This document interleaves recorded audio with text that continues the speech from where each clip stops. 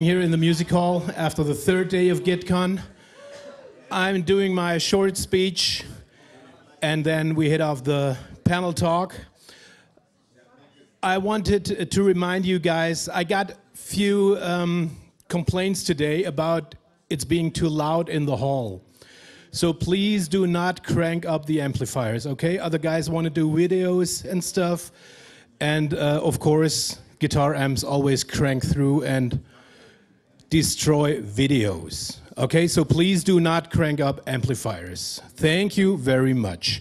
So now we're here for the panel talk and David Walliman is hosting this one. Very good, yeah. Louder. Thank you. Well, good evening, everyone. We're going to talk about making big bucks with money online. Hopefully. So I have a few people that I'm going to call on the stage here. This is going to be a short one tonight, so we can jam. Maybe 30 minutes, 45 minutes, we'll see. I'm going to call Lewis, Tone King, if he's in the room. Tone King. Teach us how to make money. I'll just go down the list. If he shows up, great. Jayme Lewis. Give it up for Jayme. Yeah, either. Welcome. Michelle, are you going to join us? From Guitar Goddess. Welcome. And then we have Mike Bradley. I think I saw him earlier. Welcome, Mike. Tone King, last call. Lewis, Tone King, maybe you went back to bed, just like yesterday. And I did too. Sure, if you want to join us. Steve is joining. Okay, awesome, great. I think it's a good, good panel. Okay, sounds good. Well, welcome everyone. So tonight is about the weird job that we all have, and the cool thing is that I'm sure we all have different jobs because making a living online means so many different things, and I'm excited to learn about all you guys and see how we can make it better, hopefully. We'll see. But I thought we'd start with, maybe we can go down the line and just briefly introduce yourself, your channel, and then maybe a tagline for a channel, what your thing is about, what your channel's about. Hi everybody, my name is Michelle Arsenault. I run a YouTube channel called Guitar Goddess. I thought that was kind of easier to remember than my last name. But also to pretty much inspire the inner goddess within female guitarists out there, but really to inspire anybody that wants to learn guitar. So I mainly teach beginner, intermediate acoustic guitar. And I'm also leaning into teaching myself lead on electric guitar, which a lot of you have actually been really amazing and helping me out here at GuitCon, and I've really appreciated that. I got one, I'm good. I'm Jayme Lewis. I run a website called thebassist.net, which is just a subscription-based lessons website, and my YouTube channel has a lot of performance videos, lessons, and pretty much anything else. Hello, my name is Mike Bradley. My YouTube channel is called Mike Bradley, and I do from teaching to reviews to generally just playing. And I suppose just spreading the guitar music joy, love, and if I can earn a living from it, even better. My name's Steve. Online, I go by Samuraiguitarist, and my tagline would be guitarist / songwriter / samurai. Yeah. Ich komme aus Amerika und ich heiße Sean Daniel. How was that? Pretty good. My name's Sean Daniel. I have a Sean Daniel YouTube channel. I do pretty much, same thing. Lessons, videos, whatever. Just keeping it light, keeping it fresh, keeping it moving. That's what we're doing. Keeping it real, more importantly. That's about it. Thank you. And I guess I don't want to be, I'm the host, but I also want you guys to ask questions, so don't hesitate.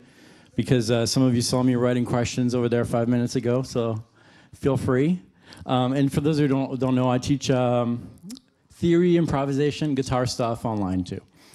All right, so my first question, and I thought we'd mix it up tonight. We'll go like all the way over there, and then you'll take that answer, and we'll do zigzags like that. All right? Cool. I like it. All right. So my first question is, where does your income come from? And it could be multiple things. Just briefly, how do you make money? Sure. So it really is kind of like almost a pretty even third split between the YouTube ad revenue and other YouTube opportunities, private instruction, and then performance. And, you know, it kind of varies. Some months might be a little bit more in one way, but it is kind of a third each. So. Don't you love that question that is, so can you make money on YouTube? Or I should have asked with that. Do you guys make money? how do you make money on YouTube? I had this the other day. I went to the doctor. I had a slight little ailment in my wrist. And I was like, I'm here for a reason. And he just kept on, so wait, you make money on YouTube? How do you do that? Doc, check out my wrist. This is why I'm here. Anyway, what was the question again? Where does your income come from? Right.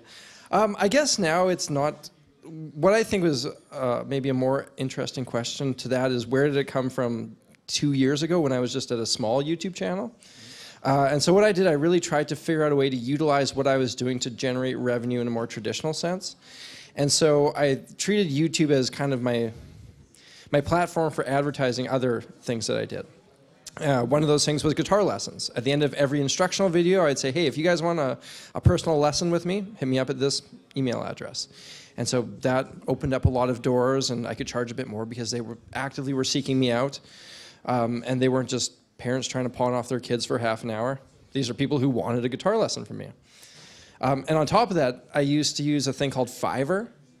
And Fiverr is just a service you go online and the concept is you pay $5 for a digital service, but can be branched out quite a bit. And so I used that and I sold my guitar services. And I did a lot of recording projects for people, and you got to figure out how to price it right and all that stuff. But it got to the point where that could have been a fully sustainable business, being a Fiverr session musician. It eats away at your soul, but you can do it. And on top of that, things like Amazon affiliate links. If you've got another product you can sell, which might be your book or whatever it is that ties in. Once you have an audience, once you have a fan base, you can use that to monetize what you do. Yeah, I'm very similar to what you're saying. You know, I try and think of it as many different avenues coming in, so that when one dries up, I've still got some kind of money coming in. So, I mean, if I just relied on YouTube, it ain't gonna happen, you know. But from YouTube, you know, I've got like Skype lessons, things like that. So that's one thing, and then I teach as well. And then I'm fortunate enough to do sessions here and there, from studio stuff to live. And then sometimes get like the TV gigs come in, but that's just miming. But miming's where the money's at. And then like the corporate gigs and things like that. So basically, any way to earn money as a guitar player, I think I've done it. You know, good things and bad things. And then obviously from building a following on YouTube, started doing lessons on my website. So then people who watch the lessons for free on YouTube, if they wanted, they can then come to my website and buy stuff that way. Not buy stuff. Well, of course they're buying stuff, but get lessons that way. So yeah, it's hard, but once you get that following and people like you, it's amazing that people kind of want to start to invest in you a little bit, you know, and support you. Because I think a lot of people realise it's hard to be a musician. You know, take away the YouTube thing, just being a musician, which we all are, and that's the most important thing, is very, very hard, you know, in any year, if it was 1968 or 2018, you know, so that's me. Nice. My main source of income would first come from performance. So I'm a touring musician, music director and tour manager, and then supplemented with thebassist.net. So, you know, income just coming from students and merch sales. So I'd say my income primarily right now comes from Patreon. I definitely don't rely on the YouTube AdSense. I feel like that's kind of a death sentence if you don't do a ton of original content. I do a lot of song tutorial lessons. And so basically with the YouTube AdSense, it's kind of split 3 ways. So I get a cut YouTube obviously gets a cut, and then there are the royalties. So if I teach a song that was written by somebody else, you know, they deserve to get the royalties for the song that they wrote. So basically, I would say as a YouTube musician, you probably make about a fifth of what a normal YouTuber makes. So I started a Patreon to help supplement some income, and what I do is I make guidelines to follow any lesson videos that I do, and I find that a lot of people find that type of content valuable, and they're willing to pay for it. And I have different tiers. I have a tier that starts off at $1, $3, $5, $10. And what's really cool about Patreon is it's like this really tight-knit community of super fans that want to support you. And sometimes people will pledge to you without even expecting anything in return. They are so grateful for the content that you already put out for free on YouTube. And I found that being on the platform for about 2.5 years has been really great. You get a check every single month, which is really nice. But then I also have income that comes from working with brands. And that's been really great to just develop relationships with brands that I personally love. And it's great to have an ongoing relationship like that. And, you know, brings in the money. You can keep doing what you love for a living. Cool. For me, I'd say it's lessons, primarily lessons that are off of YouTube, but YouTube is a platform to bring in the fans who hopefully will buy later on. It sounds like I'm done. Thank you. No, I'm done. No, I just have a few more questions here. All right, this one is more, I don't know if it's going to talk to everyone here, but I got 2 little kids, and it's very, very difficult sometimes to balance that. I'm curious to know if you guys have some tips, tricks to balance work, which is also our passion. We wouldn't do it if it wasn't our passion, and either family or, you know, friend, whatever you want that is not work. Have you struggled with that? Do you have any things that have helped you manage both of these important worlds in your lives? Any words of advice? Well, I'm definitely not in your situation. I'm not married or have kids, so I don't have that. But, you know, I think being online and being a online personality, sometimes it's kind of like it blends into your personal life. Do you guys ever feel like that, where it's like you don't know when to, like, kind of clock out kind of a thing? It's not like a normal 9 to 5. So it's kind of crazy like that. So I did have a point where it was kind of stressful because I just felt like I was always just kind of like on all the time. And I had to find a way to kind of give myself freedom away from it and kind of unplug a little bit. You have to kind of balance that out. But then to touch on another point that you were talking about, maybe like obstacles that kind of get in the way a little bit. Yeah, like sometimes I would say, I mean, there'll be times where I get invited to, I don't know, a family function, or my friends want to go out or something like that. And it's like, oh, I have a video I need to work on. I need to get it done. And it's like, you kind of have to make a balance because you don't want to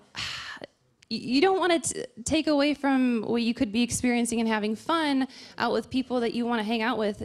But it's like you're just so passionate about what you do. You want to get it done. So you have to figure out a balance. And I think I've definitely got that figured out now. It's taken some time, for sure. But you have to allow yourself to have fun, too, and have a personal life and unplug. I am married, and the way I do it is I just block out time, man. My mornings are for exercise and taking care of whatever I need to do, answer emails, and do whatever. And then I work from 1 to 5. Sarah comes home at 5:30. We're done. That's it. Yeah, I think that's a really good question because I, for one, I don't like saying no to anything, and I find it really hard to, like you were saying, switching off. So sometimes if I've got like a personal engagement, I don't know, someone's birthday or a wedding or something, and then a gig will come in, I'm like, I can't say no because I don't know where the next paycheck will necessarily come. You know what I mean? It's very hard for me to say no. Or regarding YouTube, I'll be up late editing, and my girlfriend will say to me, just chill out. No, I'm like, nah, I've got to get it done because then tomorrow I've got to think of the next thing I've got to do, be it learning songs or a YouTube thing or whatever, any kind of scheme, I can do. So, yeah, I do find it really hard to switch off. I mean, I went on holiday a couple of weeks ago, and I think that was the first time in a long time where I relaxed. You know what I mean? I was just kind of in the pool, and I can't, years since I last did that. But then it got to the end, I'm like, right, I haven't earned any money this week. You know, apart from a few people bought stuff on my website, I was like, yes, you know, I've got something. But then I'm like, right, let's get the mortgage paid. You know what I mean? So, yeah. I think one of the things I try to do is I block out times where this is times that I'm not working. Kind of like what Jayme was saying, but the opposite of that. Instead of saying I'm working from 1 to 5, I'm not working at 10 o'clock on this day because I have this other thing that I'm doing. And for me, I play hockey and soccer once a week. And so those are just times I know I'm going to have my socializations there, going to log some times with my friends, going to just take my mind off it, and yeah, just having time set aside to get away from it. And just I know well in advance, so I plan my life around those things. So you're not scheduling your work time, you're scheduling your off time. Yeah, because if I don't, then I just work. No, that's through wise. it. Yeah, that's a good point. Yeah, I was going to say the exact same thing, really. I mean, when it comes to being like a content creator, one of the great things about it is you kind of can set your own schedule for when you're inspired to make content. So it could be early in the morning, could be super late at night for some people. But yeah, just like aside from like the recurring gigs I have, everything else is kind of liquid. So just like you said, like you have to schedule like an hour a day is going to be either exercise or, you know, kicking it, playing basketball for a little bit. But really, like you said, it's almost like the opposite, where the appointments is the personal time, and then really everything else is just kind of like keeping yourself open for creativity or content creation or whatever you end up doing. Well, my next question, you guys kind of answered. I think it was the biggest challenge, but it seems like making that split is a challenge, scheduling time. So I'll skip to the next one. I'm curious about, because we are the business, as we're people, but we're also business. And do you have any words of advice? What do you do? Do you use your own name? Do you use Guitar Goddess is not your name, so is that intentional? Like, any thoughts on that? Would you use your own name or a business name for that? I definitely use my own name, and I have like no problem with it. But I think a lot of that is because like I feel like my chances of getting a team of stalkers is pretty low. And also not having like kids is another issue I don't even have to like deal with. So I'm kind of like custom built to handle all the kind of like hate that comes at me, and I kind of sickly enjoy it. So that's why I just kind of like go by my own personal name. Now I'll add a twist to that. Yeah. To all your answers. One of the reasons I'm asking is that we're passionate about videos and all that stuff, and we're building a business.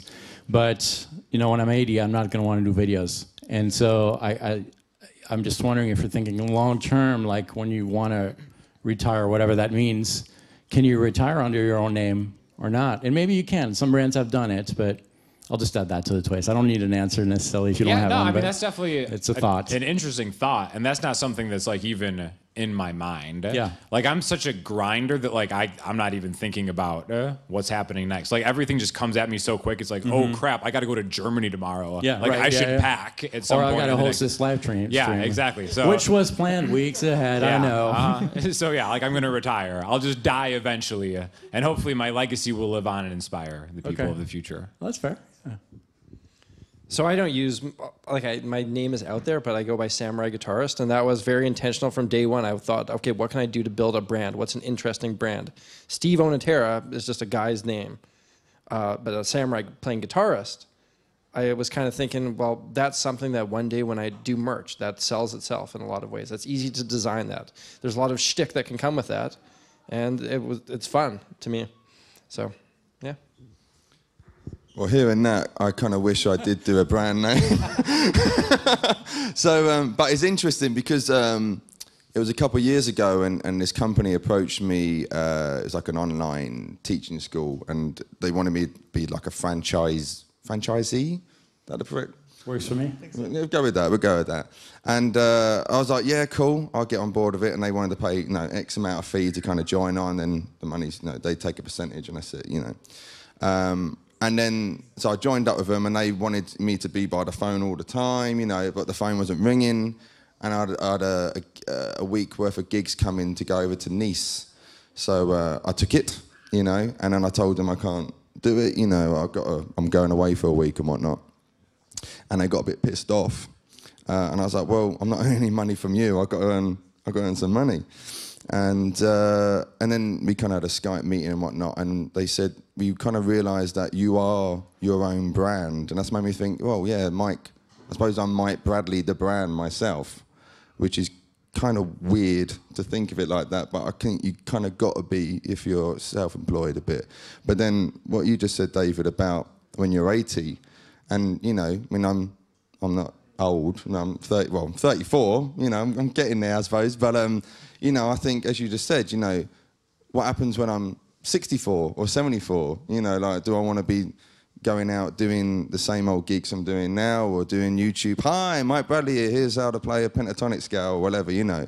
And it is daunting, you know, I mean, I haven't got a pension or anything like that. Even my mum's saying, why have you not got a pension yet, Michael, you know.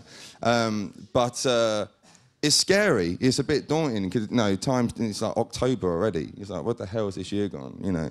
And so as the years roll by, it makes you think, I kind of should start being a bit sensible a little bit, you know. But yeah, no, I kind of wish, after, like I say, hearing you, I wish I did, I don't know, the hair brand or something I could have called myself. I don't know, you know, just something other than my name. So I have to kind of rely on Mike Bradley, you know. I like it.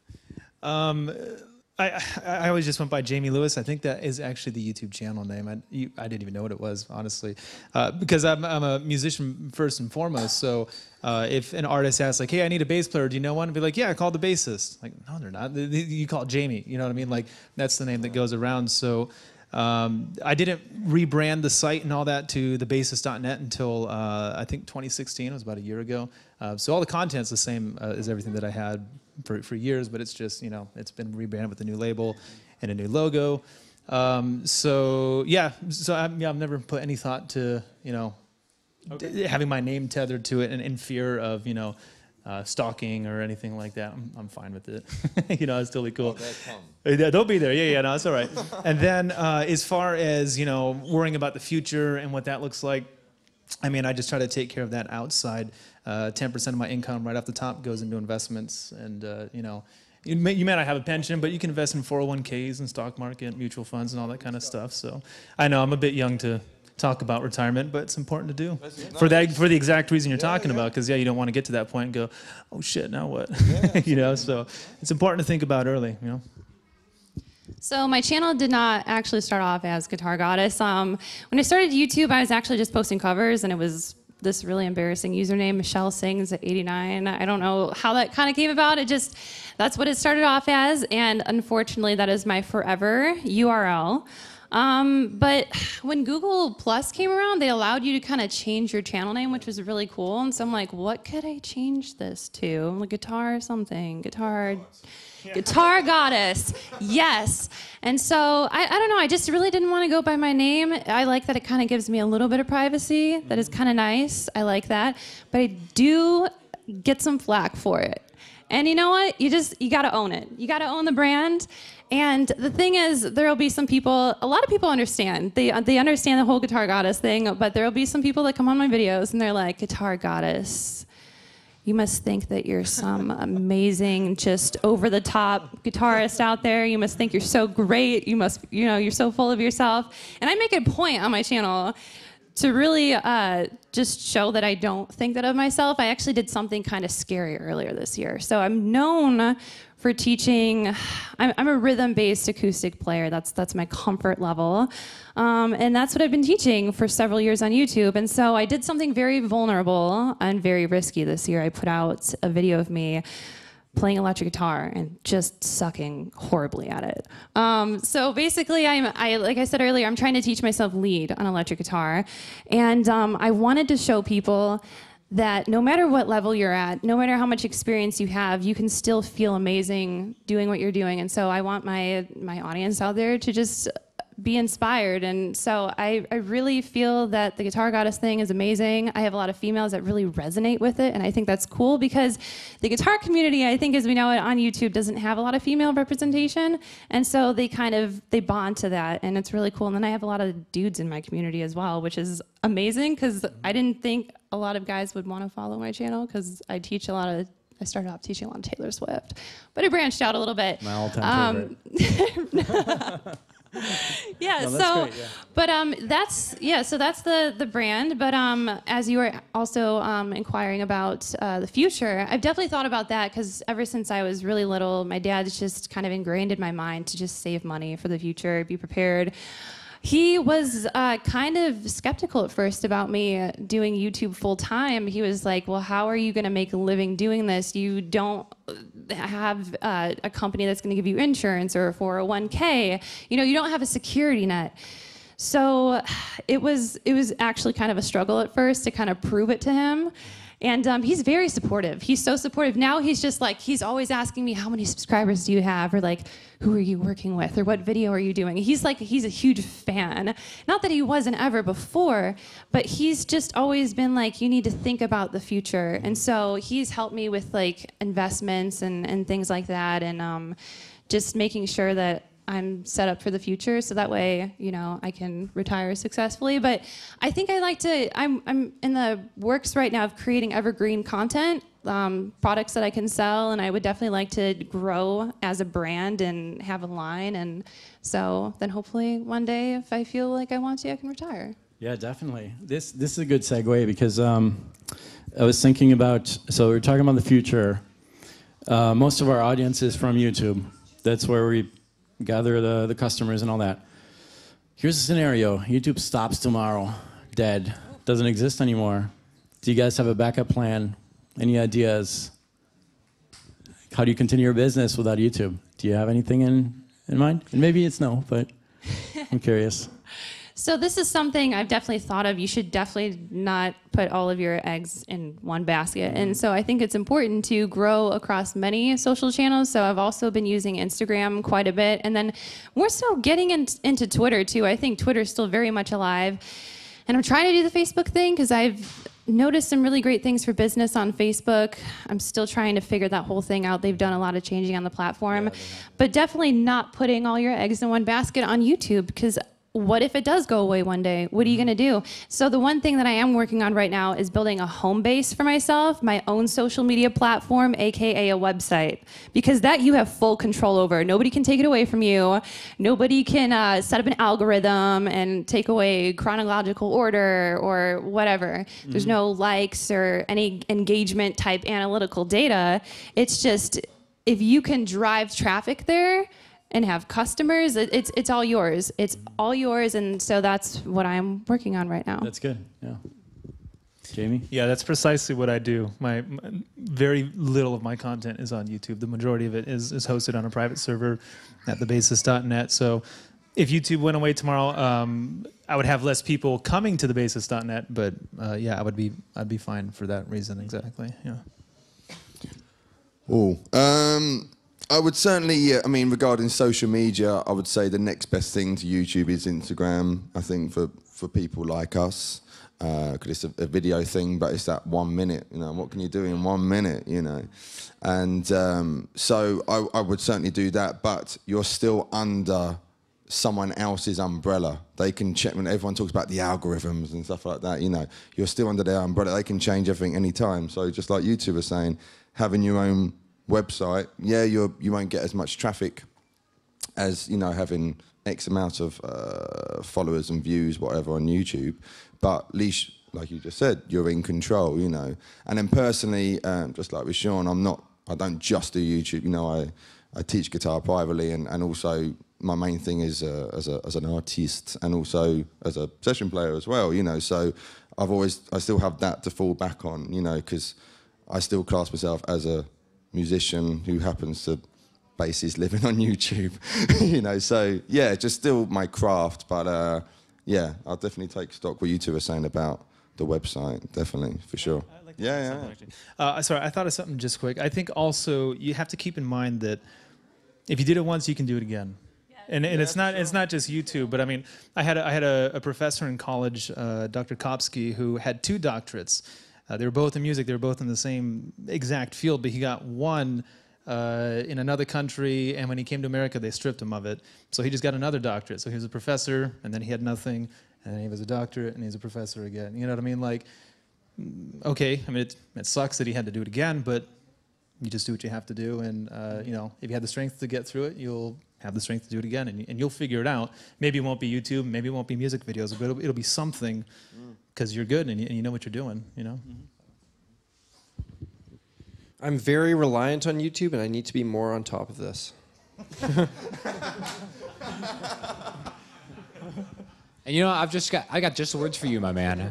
Because I think a lot of us will say that we're YouTubers, but that's actually wrong. And I think sometimes there's almost like a confidence thing that like maybe this all could just be taken away. But I think something that like a lot of us don't realize, especially if we've been doing it for a while, is that you're not a YouTube creator. You're a content creator that uploads to YouTube. So you know, even though if it just all disappears tomorrow, all the skills that you've had for however many years, months, or whatever, you're still gonna have those skills.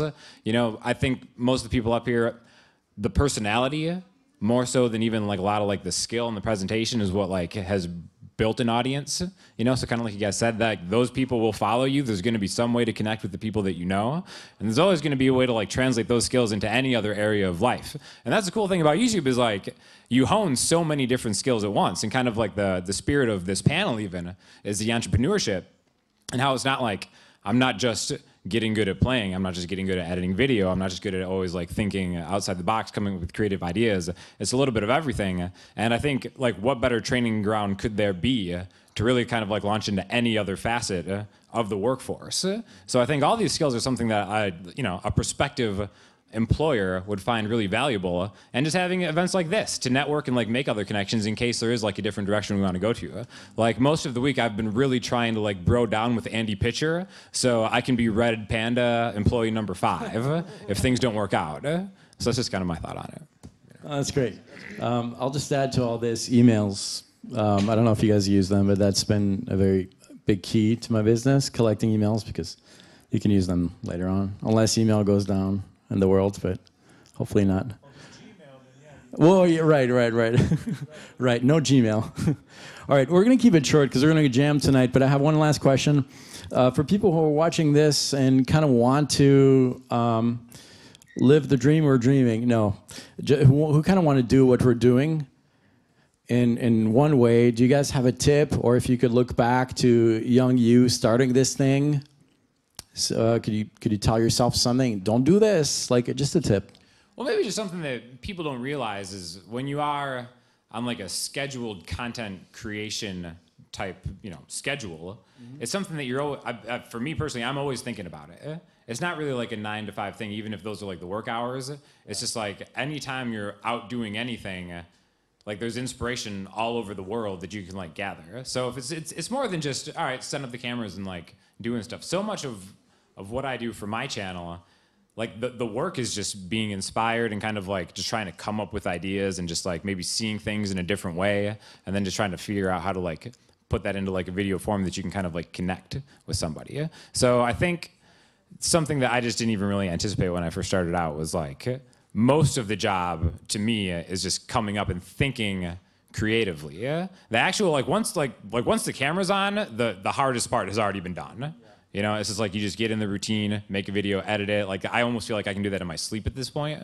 Like the hard part is just having the idea, and then once you have the idea, it's just pure execution. And like any other profession, if you're good at it, the execution is the easy part. It's kind of like the prep that goes into it. And I think from a creative standpoint, that prep work is just something that is always happening. I think a big part of it for anyone who wants to get doing this is you just got to get doing it. You just got to get into the game, because you're never going to gain the skills you need to really do it at a high level until you start doing it and you make those mistakes and you learn all these little aspects of video editing. I know for me, like I never wanted to put anything out until it was perfect, but then I realized no matter what, it was never going to get to that level. So at some point you just got to take that jump and then do everything you can to make that thing the best thing you can. Learn from that, do that again and again and again. And it's that process that teaches you those huge life lessons. Yeah, I've had some good friends of mine who are phenomenal guitar players, really, really good guitar players, and they've said to me, I've thought about doing a YouTube channel and start doing a YouTube thing like you, but there's so many other YouTube channels, what's the point? And I was like, well, I think a lot of times people, you know, you subscribe for that person, their personality, That's why, you know, like you just said, you know, everyone's got their own different personality. And that's the main reason, you know, we all subscribe to different channels. And it's because we like that person or that brand or whatever, you know. So, like you just said, you know, just do it, you know. And then, yeah, it's weird talking to a camera on your own, you know what I mean? But I mean, I'm just, like we all are, we're just so used to it, you know, just push record and do it. But regarding if you want to really get into it is the consistency, you know, like our favourite TV shows are on what, Monday, Wednesday, Friday, say at 7 o'clock. So you want to think of it as a TV show.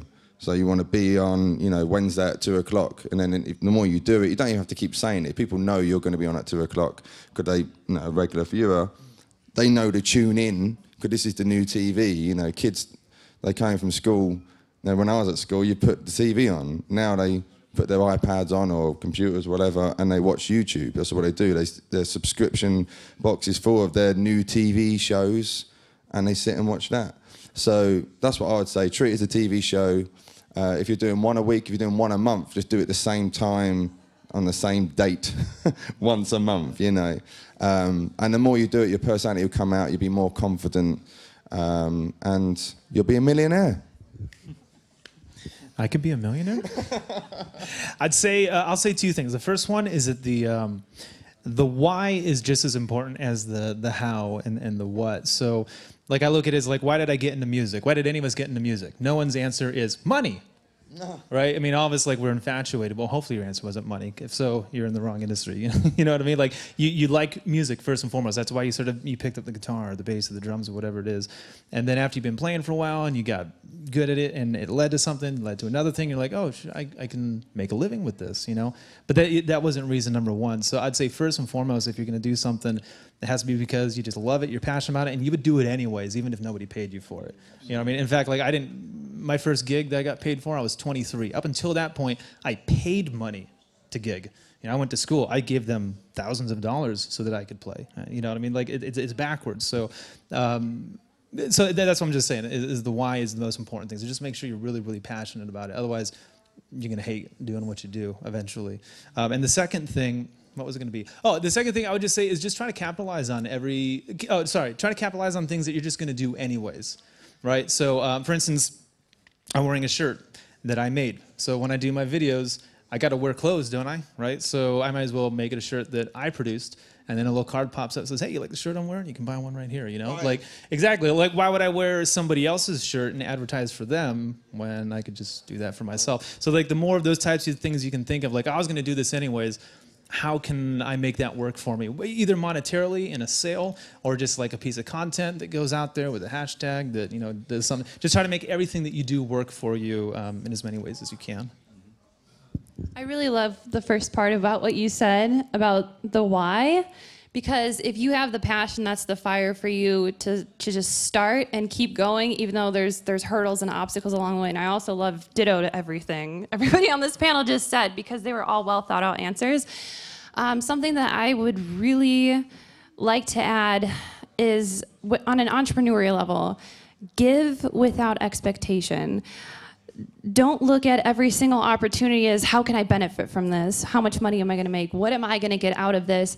Give to your audience. The first, I want to say, 4 years that I was on the YouTube platform, didn't make a dime. And I wasn't even looking to do so. It started off as a hobby that transitioned into a career for me, which I consider a blessing. I'm very thankful for that. And so I think just starting off that way, it's never been about the money for me. It's just turning my passion into a career. And so definitely give without expectation, because the thing is, all of your content on YouTube is free. And so I will have people that approach me in email or DMs on Instagram, and they will ask for a guitar lesson, and they will assume that everything that you kind of do is free.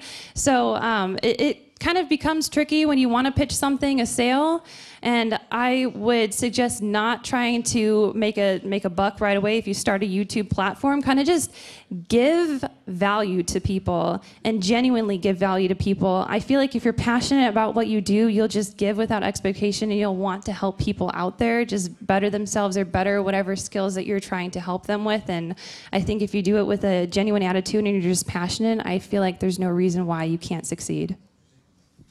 Awesome. Thank you so much, everyone. Thanks for having me. Thanks for having all of us. Good evening, everyone in the internet. We're going to jam now, I think. Some of us are. Can I ask a question? Yeah. So, seeing that you guys all have your own like brand names and/or personal names, do you guys all have your own LLCs with this? I do. And why not? I do. I don't, but I've been researching on there, and I'm going to be in the process soon of developing into that. I think when I was just kind of really small starting out, I just didn't think it was much of a thing, but definitely doing your taxes and stuff like that, I imagine it's kind of a little bit easier to do it that way. The whole tax thing has been kind of a hurdle with this. It's been a huge learning curve, let me tell you. I just hire someone. You have to. Yeah, I kind of have someone that helps me and do all of that stuff, and yeah. Does anybody else want to? Oh, I'll jump on it, yeah. If it's like a limited company or something like that, certainly not. But, you know, luckily my old band manager's an accountant, so he kind of helps me with my tax and stuff like that, you know. But that's another big thing is being self-employed, tax. And you know what I mean? Like, and I've been saying to a few people, just, got my first property and that. And then, before, he'd be like, yeah, if you declare everything, you don't have to pay as much tax. I'm like, yeah, boy, everything. I'll just buy stamps, class as tax, And then, of course, it comes to buying something, and then on paper you got X amount. And it's like, well, no, I have earned this. And so then you end up getting a big tax bill, because then you declare everything, So if that's the answer to your question, that's the only thing. But